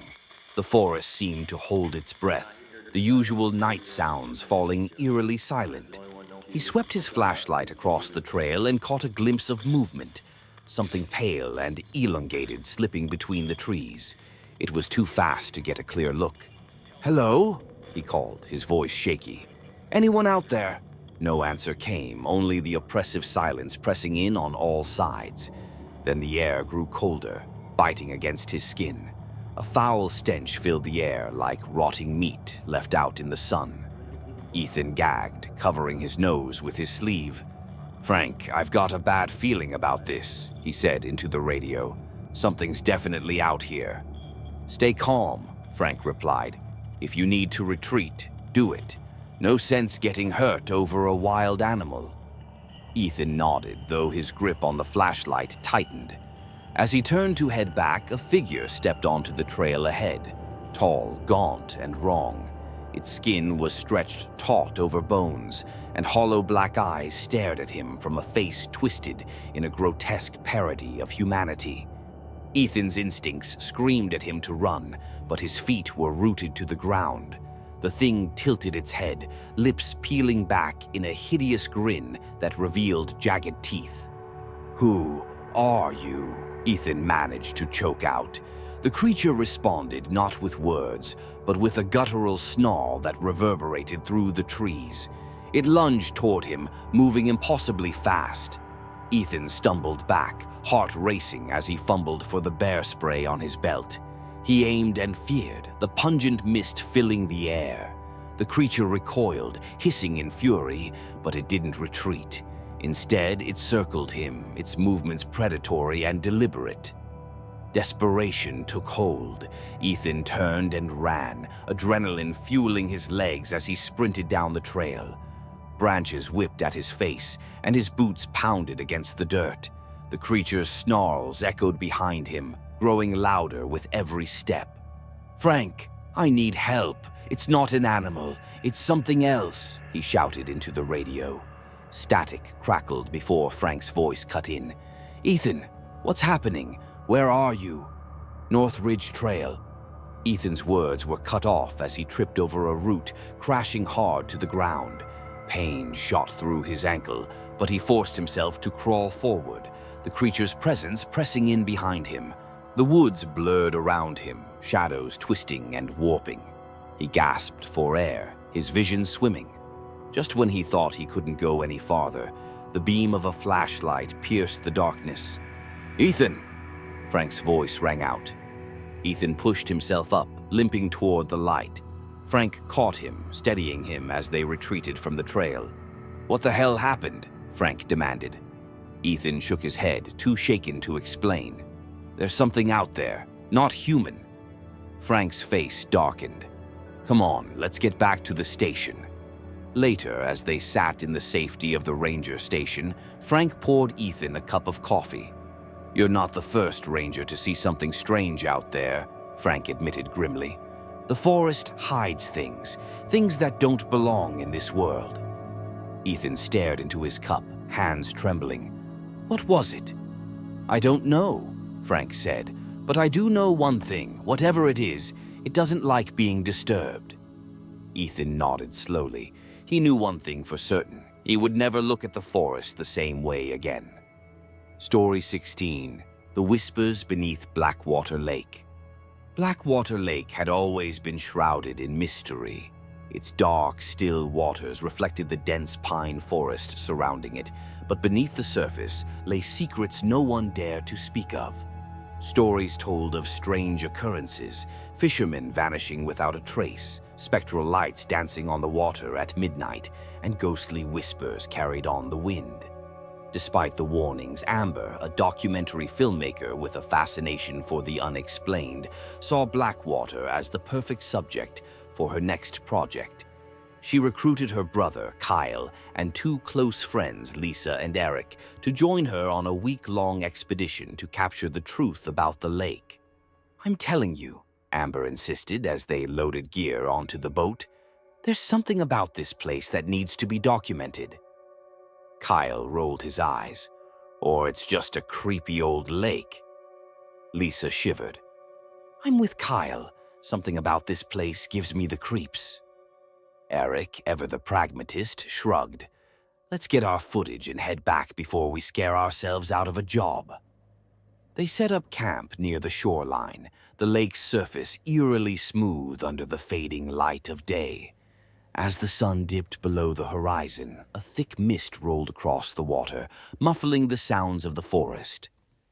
"Perfect atmosphere for a horror movie," Kyle joked, though his grin faltered under the weight of the silence.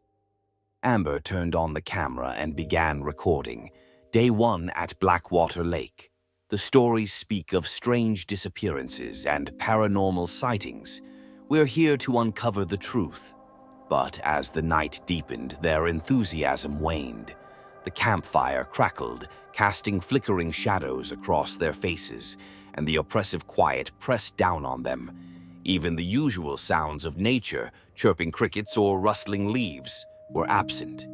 "Too quiet," Lisa whispered. "It's like the forest is holding its breath." Suddenly, a low, mournful wail echoed across the water. They froze, exchanging uneasy glances. "What was that?" Eric asked, his voice barely audible. Amber grabbed the camera. "Could be exactly what we're looking for." Ignoring Kyle's protests, she made her way to the edge of the lake, her flashlight beam slicing through the mist. The water rippled unnaturally, as if disturbed by an unseen force. "See anything?" Kyle called from behind her. "No," Amber replied, "but it feels wrong." Before she could step back, a faint whisper drifted on the breeze. It was low and indistinct, but unmistakably human. "Did you hear that?" Amber whispered. "I don't hear anything," Kyle said, though his eyes darted nervously over the water. But Amber wasn't imagining it. The whisper grew louder, overlapping voices blending into an eerie chant that seemed to come from the depths of the lake itself. "Guys, we should go inside," Lisa urged, her voice trembling. "This doesn't feel right." "I agree," Eric added, his usual stoicism cracking. Reluctantly, Amber shut off the camera, but her curiosity burned. What were those voices? Could the stories about Blackwater be true? That night, sleep eluded them. The whispers persisted, rising and falling like the ebb and flow of the tide. Amber lay awake, heart pounding as the voices seemed to circle their tent, calling her name. At dawn, Eric announced his decision. "We should pack up and leave. This isn't safe." But Amber refused. "We've come this far. We can't turn back now." Lisa shook her head. "Amber, this isn't just some spooky legend. Something out there is dangerous." Kyle sided with the others. "She's right. Whatever's going on here, it's not worth risking our lives." Despite their protests, Amber convinced them to stay for one more night.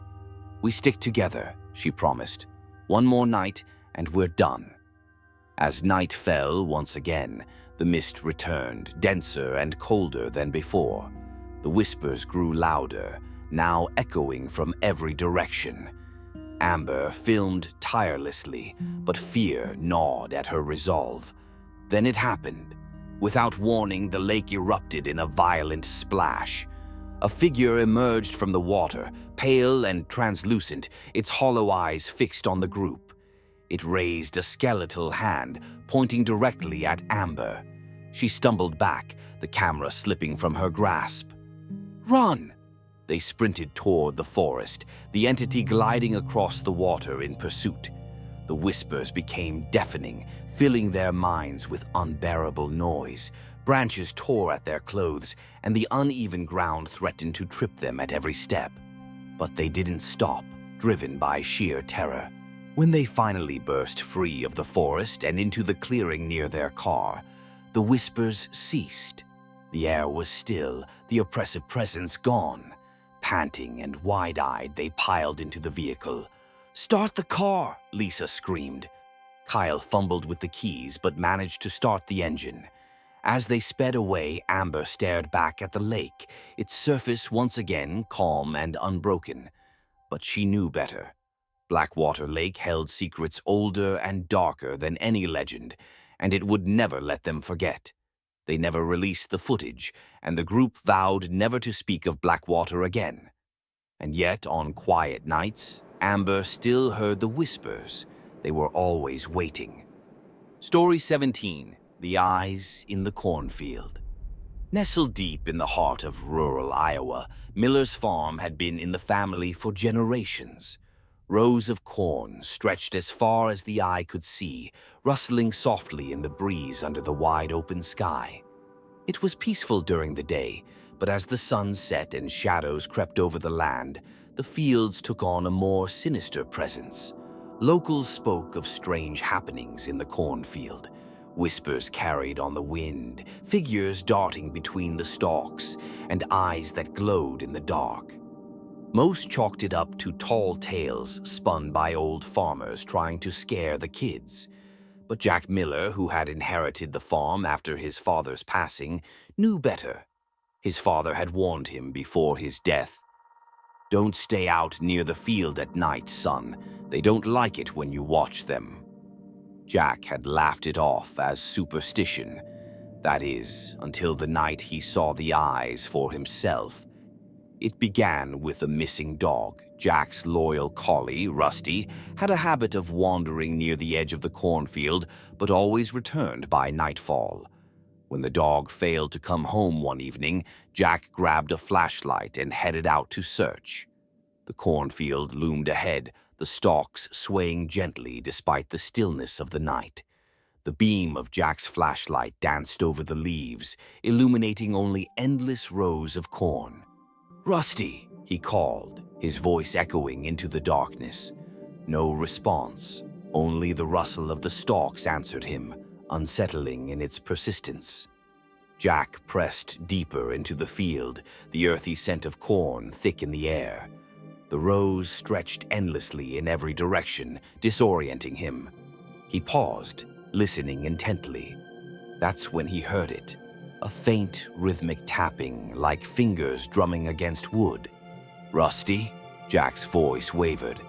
The tapping continued, growing louder as though something or someone was moving closer. He swept his flashlight over the stalks and froze. Two glowing eyes, pale and unblinking, stared back at him from the darkness. They hovered several feet above the ground, far too high for any animal he recognized. Jack's heart raced. "Who's there?" The eyes blinked out for a second, then reappeared farther down the row, as if whatever owned them had silently moved closer.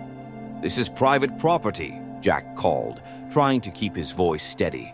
"You need to leave." Silence. The eyes did not waver. Jack backed away, flashlight trembling in his grip. Every instinct screamed at him to run, but his feet remained rooted in place. The corn rustled again, this time closer, though no wind blew through the field. Then he heard the whisper, a low, almost melodic murmur that seemed to rise from the ground itself. Words he couldn't understand seeped into his ears, coiling around his thoughts like tendrils. "No," he muttered, shaking his head, "you're not real." But the eyes and whispers persisted, growing louder until they drowned out everything else. Jack stumbled backward, his flashlight flickering and then dying altogether, plunging him into complete darkness. "Rusty!" he yelled desperately, though he doubted the dog was anywhere near. The whispering ceased abruptly, replaced by a chilling silence that pressed down on him. Jack turned to run, but the cornfield had become a labyrinth. No matter which way he turned, the stalks hemmed him in, closing the path he thought he'd come from. Panic set in. His breath came in ragged gasps as he pushed through the dense rows, stalks slicing against his skin. The eyes reappeared ahead, then to his left, and then behind him. Multiple sets now, circling him like predators closing in on their prey. "What do you want?" Jack shouted into the dark. The answer came not in words, but in a sudden rush of wind that swept through the field, bending the corn stalks as if they were bowing before something unseen.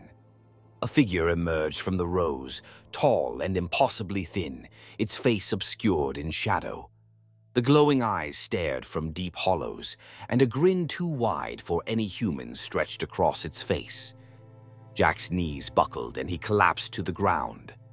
"Please," he whispered hoarsely, "let me go." The figure raised an impossibly long arm and pointed toward the edge of the field. The whispering voices surged again, rising to a deafening crescendo before abruptly cutting off. The oppressive weight lifted, and Jack found himself able to move once more. Stumbling to his feet, he ran blindly toward the direction the figure had pointed, desperate to escape the suffocating embrace of the corn. When he finally broke free of the field, he collapsed on the dirt path, gasping for air. Behind him, the cornfield stood silent and still, as if nothing had happened. Rusty sat at the edge, tail wagging as if he had been waiting patiently the whole time. Jack didn't question it. He grabbed the dog's collar and staggered back to the house, locking every door and window behind him. Jack never entered the cornfield after dark again. He didn't need any more warnings. Whatever watched from the rows of corn was no tale told by superstitious farmers. It was real, and it didn't like being disturbed. And sometimes, late at night, Jack still saw the glow of eyes watching from the field, waiting. Story 18, The Forgotten Asylum on Granger Road. The townsfolk of Cedar Hollow spoke in hushed tones about Granger Asylum, a decaying structure that stood on the outskirts of town like a grim monument to a forgotten past. Official records stated that it had closed in the 1950s, but rumors persisted that patients had been abandoned inside, left to wither in their madness until death claimed them. Teenagers dared one another to venture into the crumbling building, but few had the courage to stay past sunset. Whispers told of shadowy figures moving through the halls, doors slamming on their own, and tortured voices calling out from the darkness. It was this reputation that drew a group of paranormal enthusiasts, Tom, Megan, Luis, and Sarah, to the asylum one chilly autumn night. They were determined to document evidence of the supernatural and prove once and for all that Granger was more than just a local legend. The iron gates creaked as they pushed them open, the sound echoing in the still night air. A blanket of fog clung to the ground, curling around their ankles as they made their way up the overgrown path to the asylum's front entrance. "Spooky enough for you," Luis joked, though the tremor in his voice betrayed his nerves. "I've seen creepier places," Megan said, brushing off the unease settling over the group. "Let's get inside and set up." The front door, hanging off its hinges, groaned as they pushed it open. The scent of decay and mildew filled their nostrils. Faded graffiti marred the peeling walls, and debris littered the cracked tile floor. "Welcome to hell," Sarah muttered, her voice low. Tom, the group's self-appointed leader, switched on his handheld camera. "We're here at Granger Asylum, where countless patients were left to die in neglect and despair. Tonight, we're going to see if their spirits still linger." Their footsteps echoed eerily as they explored the first floor. The long abandoned patient rooms yawned open like dark mouths, their contents long since scavenged or destroyed. "Let's split up," Tom suggested. "Megan and I will take the east wing. Luis, you and Sarah check out the west wing." "Classic horror movie mistake," Sarah grumbled, but followed Luis without further protest. As Megan and Tom moved through the east wing, the temperature dropped sharply. Their breath formed clouds in the frigid air. "Feel that?" Megan asked, rubbing her arms. "Definitely colder in here," Tom agreed. "Might be paranormal activity." They entered a room where rusted bed frames stood like skeletal remains. A shattered window let in a sliver of moonlight, casting long shadows across the floor. Suddenly, a faint whisper drifted through the room, chilling them to the bone. "Did you hear that?" Megan whispered, eyes wide. Tom nodded, his camera trained on the darkened corner. "Is someone here with us?" he called. The whispering intensified, overlapping voices filling the room with an oppressive energy. Megan's flashlight flickered before going out completely. "Tom, this isn't funny," she said, panic creeping into her voice. "I'm not doing anything," he insisted, tapping the camera as it too powered down. The voices grew louder, rising to a fever pitch before abruptly ceasing. The silence that followed was deafening. Meanwhile, Luis and Sarah navigated the west wing, the air heavy with the scent of mildew. They found themselves drawn to a large, double-doored room labeled Treatment Area. "This must have been where they did electroshock therapy," Luis said, his voice echoing in the cavernous space. Sarah shivered. "Why do you always know the creepiest facts?" They stepped inside, their flashlights illuminating rows of rusted gurneys and cracked leather restraints. The atmosphere felt thick, suffocating. Then came the sound, a slow, deliberate scraping, as though something heavy was being dragged across the floor. "Did you hear that?" Sarah asked, gripping Luis's arm. "Yeah," he breathed, "but I don't see anything." The scraping continued, growing louder with each passing second. Their flashlights wavered as if something unseen was draining the power. "We should go," Sarah urged. But before they could move, the door slammed shut behind them with a thunderous crash. "Hello," Luis called, his voice trembling. "We didn't mean to trespass." No response came, only the relentless scraping, now circling them invisibly. Back in the east wing, Megan and Tom finally got their equipment working again. "We need to find the others and get out of here," Megan insisted. Tom agreed, but as they retraced their steps, the asylum seemed to shift around them. Hallways that had been clear were now blocked by debris. Doors that had once been open were sealed tight. "This place is messing with us," Tom muttered. They turned a corner and froze. Standing at the end of the hall was a figure, tall, gaunt, and draped in tattered hospital garb. Its hollow eyes glowed faintly in the darkness. Megan stifled a scream as the figure raised a hand, beckoning them forward. "Run," Tom whispered, and they bolted back the way they came. The hallways twisted and warped, the walls seeming to close in around them. The asylum itself had come alive, a living nightmare determined to keep them trapped. When they finally reunited with Luis and Sarah near the entrance, all four were pale and shaken. Without a word, they fled through the broken door and down the fog-shrouded path. It wasn't until they reached their car that they dared to speak. "We're never coming back," Sarah declared, her voice firm. "Agreed," Luis said, gripping the steering wheel tightly as they sped away from the asylum. Tom didn't argue. Whatever haunted Granger Asylum was no mere ghost, and it had made its message clear. Some doors are better left closed. Story 19, The Shadow at Raven's Hollow. Raven's Hollow was the kind of small, isolated town that kept to itself. Nestled deep in a valley surrounded by dense woods, it was peaceful by day but suffocatingly silent by night. The townsfolk whispered about the shadow. an ancient, malevolent entity that lurked just beyond the tree line, waiting for darkness to fall. No one knew where it had come from, only that it had been there for generations. Farmers told stories of seeing the figure standing at the edge of their fields, motionless yet watchful. Children swore they heard it whispering from the shadows of their bedrooms, calling them into the forest. Most dismissed the tales as superstition, that is, until people began disappearing.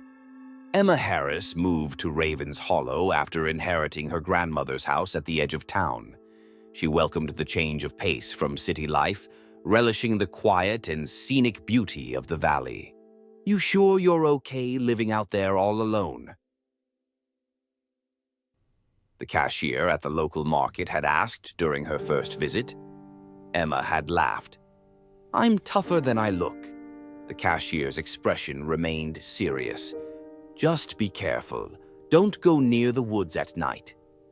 Emma had brushed it off as small-town paranoia, but after a week of living there, she began to sense something was off. The nights were too quiet, the shadows too deep. It was as though the forest itself was watching her. One evening, as the sun dipped behind the hills, Emma stood on her back porch, sipping tea and admiring the view. The trees at the edge of her property swayed gently in the breeze, their leaves whispering secrets to the wind. Then she saw it, a dark figure standing just inside the tree line, barely discernible against the gathering dusk. Her breath caught. It was tall and featureless, its form blending seamlessly with the shadows around it. "Who's there?" she called, trying to sound braver than she felt. No answer. The figure didn't move, didn't flinch. It simply stood there, watching. Emma set down her tea and grabbed the flashlight from inside the house. When she returned to the porch and shone the beam into the trees, the figure was gone. "Probably just my imagination," she muttered, though unease coiled in her gut. That night, sleep eluded her. The wind howled around the house, rattling the windows. Shadows danced across the walls, twisting and flickering as the branches outside swayed in the moonlight. At midnight, a faint tapping sound echoed through the hallway. Emma sat up, heart pounding. Probably just the wind, she told herself, but the rationalization rang hollow. She crept to the bedroom door and peered into the hallway. It was empty, bathed in pale moonlight streaming through the windows. The tapping continued, rhythmic and deliberate, coming from the front door. Swallowing her fear, Emma made her way to the entrance and peeked through the peephole. Nothing. The porch was empty. As she turned to go back to bed, a whisper slid through the air, soft yet chillingly clear. "Come into the woods." Emma froze, the words prickling against her skin. She yanked the door open and stepped onto the porch, determined to prove to herself that no one was there. The night was still, the trees looming in the distance like silent sentinels. No wind, no footsteps, no whispering. Just an oppressive silence that weighed heavy on the air. "Who's out there?" she demanded. Only silence answered. Shaking her head, Emma locked the door and went back inside. Over the next few days, the strange occurrences intensified. Shadows moved where they shouldn't. Whispers filled the air when no one was around, and at night, the figure appeared again and again at the edge of the woods. It never came closer, but always stood there, waiting. The townsfolk offered little comfort when Emma shared her experiences. "It's the shadow," an elderly man at the diner said grimly. "Best leave it alone." "What is it?" Emma asked. "No one knows," the man replied, "but it's older than this town, and it doesn't like strangers." That night, unable to bear the oppressive fear any longer, Emma decided to confront the figure. Armed with a flashlight and a knife, for good measure, she ventured out toward the woods. The figure was there, standing perfectly still as always. "I'm not afraid of you," she shouted, though her voice quivered. The shadow shifted, not moving forward, but seeming to grow larger, more defined.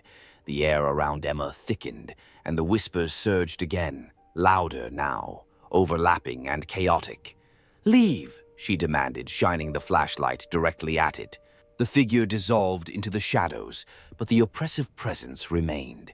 The forest itself seemed to breathe, a low rumble vibrating through the ground beneath her feet. Realizing she was in over her head, Emma backed away and ran to the safety of her house. She slammed the door shut and locked it, heart racing. The next morning, Emma packed her belongings. By the time the sun set again, she was gone from Raven's Hollow, the house left behind to be claimed by the shadow that watched from the trees. The townsfolk nodded knowingly when they heard she had left. No one stayed at the edge of the woods for long. Story 20. The Pale Woman of Blackstone Lake. Blackstone Lake lay hidden deep in the woods of northern Maine, surrounded by towering pines and jagged rock formations. It was serene during the day, its surface like a sheet of polished obsidian reflecting the sky. But locals knew to steer clear after nightfall. Legend spoke of a ghostly figure, the Pale Woman, who haunted the waters. Fishermen claimed to hear her mournful cries echoing across the lake, and campers reported glimpsing her spectral form gliding just beneath the surface. She was a bride betrayed by her lover, old Mr. Langley often told tourists at the general store, thrown into the lake on her wedding day. Now she waits, pulling anyone foolish enough to venture out at night to a watery grave. Most dismissed the tale as an eerie campfire story, but there were always those curious, or foolish, enough to test the legend. One chilly autumn evening, friends Jason, Mia, and Cole decided to do just that. They were spending the weekend at a remote cabin near Blackstone Lake and had grown tired of ghost stories by the fire. "If she's real, let's see her for ourselves," Jason challenged, his bravado fueled by a few too many beers. Mia shook her head. "This is a bad idea." Cole grinned. "Come on, it's just a stupid myth. Nothing's going to happen." Against Mia's better judgment, they set off toward the lake, flashlights slicing through the thick darkness. The trees loomed overhead, their branches gnarled like skeletal fingers clawing at the sky. The lake stretched out before them, black and still under the pale moonlight. A cold mist clung to the surface, swirling gently in the night air. Jason stepped onto the rickety wooden dock that extended over the water. "Hey, pale lady," he called mockingly. "Come out and play." Cole laughed, his voice echoing eerily across the water. Mia stood back, arms crossed tightly over her chest. "This isn't funny," she said. "Let's go back." But Jason wasn't ready to leave.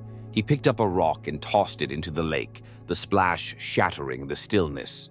"What's the matter? Too shy to show yourself?" The lake remained silent.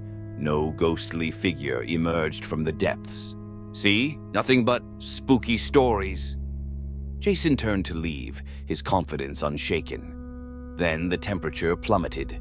The air grew heavy, thick with an unnatural chill that prickled their skin. The mist on the lake twisted and coiled, rising higher and higher until it obscured the dock entirely. "I told you we shouldn't be here," Mia hissed. Cole's laughter faltered. "Okay, maybe it's time to go." Before they could move, a low, mournful wail echoed across the water, piercing the night like a blade. It was a sound of unimaginable sorrow, raw and unending. "What the hell was that?" Jason whispered, his bravado gone. The wail rose in pitch, transforming into a chorus of whispers that seemed to come from every direction. The mist thickened, and through its swirling veil, they saw her. The pale woman stood on the surface of the water, her translucent form shimmering in the moonlight. Her hair hung in sodden strands over a face devoid of color, and her sunken eyes glowed faintly with an otherworldly light. A tattered wedding dress clung to her skeletal frame. Mia gasped, taking a step back. "We need to leave.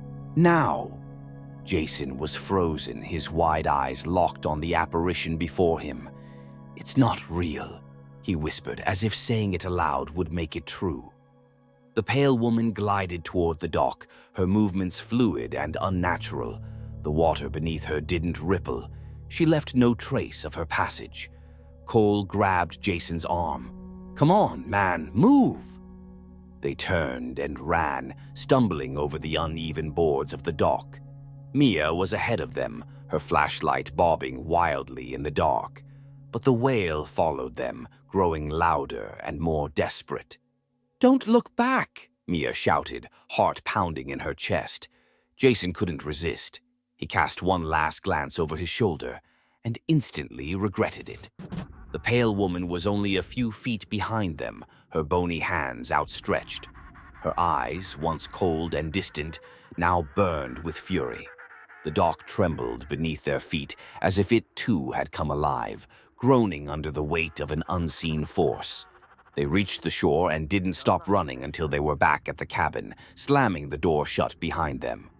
Jason doubled over, gasping for breath. "What the hell just happened?" Cole panted. Mia locked the door, her hands shaking. "I told you we shouldn't have gone." Through the cabin's windows, the lake glistened in the moonlight, deceptively peaceful once more. The mist had cleared and the mournful wail was gone. But Jason knew what he had seen. The pale woman was real, and she had been watching, waiting for them to return, and deep down he feared she always would. Story 21. The Silent Watcher. As a seasoned park ranger at Blackwood National Park, Eric had seen his fair share of oddities, from strange lights in the sky to tourists swearing they saw something lurking in the woods. But nothing had prepared him for the events of one cold October night. The air was crisp, carrying with it the earthy scent of fallen leaves. Eric was making his usual rounds when his radio crackled to life. "Hey, Eric, we got a report of strange noises near the North Trailhead. Probably a coyote, but check it out just to be sure." "Got it," Eric replied, steering his truck toward the isolated trail.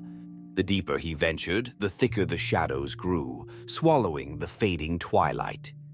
The only sounds were the rustle of leaves and the occasional hoot of an owl. Parking his truck, he grabbed his flashlight and rifle, just in case. The North Trail was notorious for bear sightings, though none had been reported recently. As he walked, his boots crunched against the gravel path. The forest felt unnervingly silent. Then he heard it, a low, guttural growl. He froze, shining his flashlight into the trees. The beam cut through the darkness but revealed nothing. "Hello?" he called, half expecting a prankster to jump out. But the woods remained still. The growl came again, this time closer. Eric gripped his rifle tighter. "If someone's out there, you need to show yourself." His voice echoed through the forest. Suddenly, the beam of his flashlight caught a glimpse of movement, a shadowy figure darting between the trees. It was tall, easily 7 feet, and moved with an unnatural grace. "What the hell?" Eric whispered, his heart pounding. The figure stopped, partially obscured by the underbrush. 2 glowing eyes stared back at him. Fear gripped him, but Eric was not one to back down. "You need to leave this area," he ordered, aiming his rifle. The creature stepped forward, revealing more of its form. It had the broad shoulders and muscular build of a man, but was covered in coarse black fur. Its face was elongated, resembling a canine with sharp fangs that gleamed in the flashlight's beam. "Dogman," Eric breathed. The local legend spoke of a half-man, half-dog creature that prowled these woods. Most dismissed it as campfire tales, but here it was, very real and very dangerous. The Dogman let out a deafening howl that reverberated through the trees. Eric pulled the trigger, the gunshot echoing in the night. The creature flinched but did not fall. Instead, it lunged toward him with terrifying speed. Eric turned and ran, adrenaline fueling his sprint. The beast's heavy footfalls thundered behind him. He dove into a thicket, hoping the dense underbrush would slow it down. The creature snarled in frustration, clawing at the branches. Gasping for breath, Eric fumbled for his radio. "This is Eric. I need backup at the North Trail. There's something out here, something not human." Static crackled in response, followed by a faint voice. "We're sending help. Hang tight." The dogman's growls grew distant, but Eric knew better than to think it had given up. He stayed crouched, every muscle tense. Minutes felt like hours as he waited in the suffocating darkness. Finally, the sound of approaching engines broke the silence. Flashlights cut through the trees as his colleagues arrived. "Eric, are you okay?" one of them called. He stumbled out of the thicket, shaken but unharmed. "It's out there," he said hoarsely. "I saw it, the dogman." They exchanged uneasy glances.